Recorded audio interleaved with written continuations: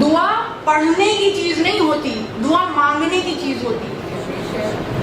ہم لوگ کرتے ہیں دعائیں پہ دعائیں، پڑھتے جاتے. دعا کوئی کتاب کا نام تھوڑی ہے کہ وہ پڑھتے ہیں، دعا مانگنے کا نام ہے، اس کی بارگاہ میں مانگنے کا نام ہے.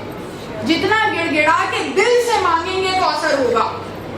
ایک سوال پوچھا جاتا ہے کہ بھائی ہم دعا مانگتے رہتے ہیں، پوری نہیں ہوتی.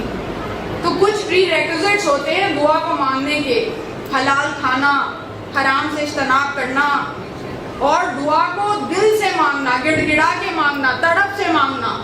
اور اس کے باوجود بھی اگر پوری نہ ہو تو سمجھو آپ کے حق میں بہتر نہیں ہے. سمجھ جائیں آپ کے حق میں بہتر نہیں ہے. جو 70 ماؤں سے زیادہ محبت کرنے والا ہے وہ آپ کو وہ چیز نہیں دے سکتا جو آپ کے لیے نقصان دہ ہو.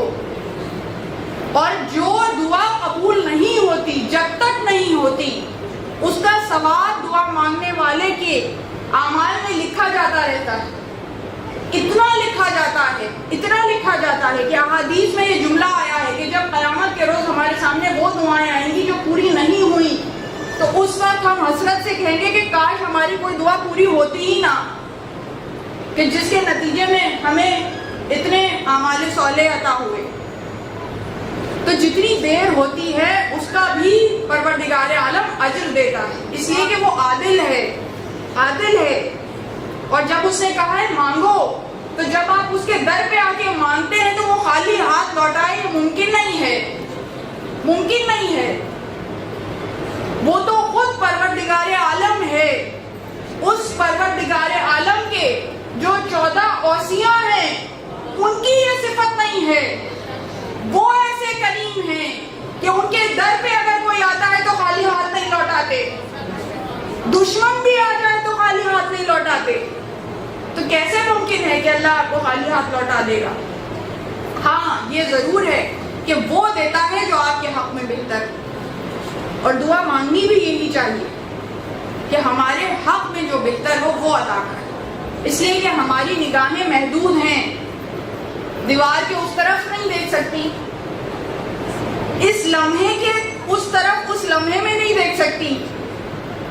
یعنی وقت کی اس طرح قید میں ہے تو اتنی مقید، اتنی لمیٹڈ نگاہ پہ یہ زون کہ ہم جو مانگ رہے ہیں وہ دے دے، وہ ہمارے لیے اچھا ہوگا. یہ تو آپ سمجھ رہے ہیں نا، بچے کی طرح نادان سمجھ، آپ سمجھ رہے ہیں.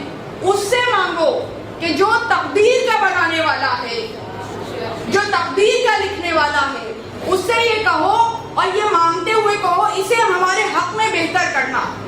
اور اس سے بھی اعلیٰ درجہ یہ ہے کہ یہ کہو کہ وہ دے کہ جس پہ تو راضی ہو، وہ دے جس پہ تو راضی ہو، اور ہمارے حق میں اسے بہتر قرار دینا، جو ہمارے حق میں بہتر ہو وہ عطا کرنا. اگر اس سلیقے کے ساتھ دعا مانگیں گے تو پھر ایسا رابطہ پروردگار عالم کے ساتھ بنتا چلا جائے گا کہ پھر غیب سے امداد ہوتی چلی جائے گی.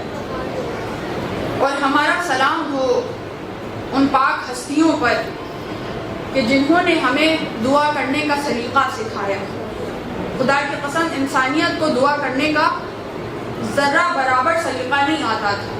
ہمارا سلام ہو ان پاک ہستیوں پر کہ جنہوں نے زنجیریں سنبھال کر نمازیں پڑھنا سکھایا، جنہوں نے ہمیں پروردگار کی بارگاہ میں دعا کرنے کا سلیقہ بتلایا. اگر وہ نہ ہوتے تو نہ ہمیں نمازیں پڑھنے کا سلیقہ آتا، نہ دعا کرنے کا سلیقہ آتا. تو بس ان کی بارگاہ میں انہی کو وسیلہ قرار دیتے ہوئے پروردگار عالم کی بارگاہ میں دعا کریں. ممکن نہیں ہے کہ وہ خالی ہاتھ لوٹائے، ممکن نہیں ہے.